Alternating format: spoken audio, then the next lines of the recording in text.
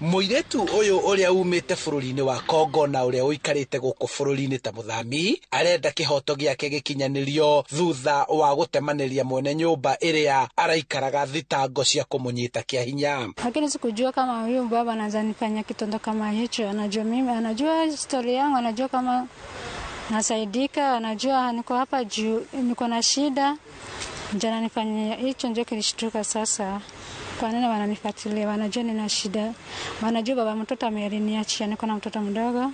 Wakati kuna mimba, wanajua kila kitu, lakini wakanifanyia kitendo kama hicho. Thutha wa kugerwo ngero ino, muiretu uyu wa miaka 23 arauga atiganeirio nginya riria aria mariganitie maiguire kiriro giake, makimuteithia na thutha ucio makihura riboti kuri borithi. Akasema ametoka. Hiyo kumpelekea maji ndio akanishikisha. Ndio akanishika, ndio nikakasirika, ndio nikaingia kwa nyumba. Sasa nikaanza kulia, ndio nikapiga makelele, juu damu zimeanza kumwangika.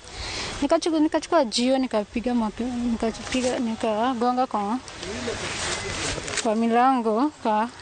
milango ya wajirani. Kuna mtu mwenye aliamuka, ndio nikaanguka chini. Sasa damu zilimwangika ni mingi sana paka mwili kaisha. Marakoretwo magiethana na mwikuirwo uria utaramenyekete kuria arari, no utuko wa gukia umuthi nirio aikirio ngono. Tulimpeleka hospitali na pia tukaenda polisi, lakini nimesikia hajashikwa, lakini naamini ya kwamba mkono wa serikali ni mrefu utamshika. Uria umuhete uikaro itura-ini ria Thindigua Kiambu arenda muiretu uyu ateithio gukinyira kihoto giake thengia ya guikara guku bururi-ini ari ta muthami. Mashirika ya kutetea haki za binadamu waweze pia kuwajibika, waje wamsaidie ili apate haki yake na sheria ichukuliwe, kwa sababu hatuchukui sheria kwa mikono yetu, lakini wale ambao wana huo uwezo waweze kufanya hiyo jambo, huyu waweze kusaidika. Handu-ini ha Inooro TV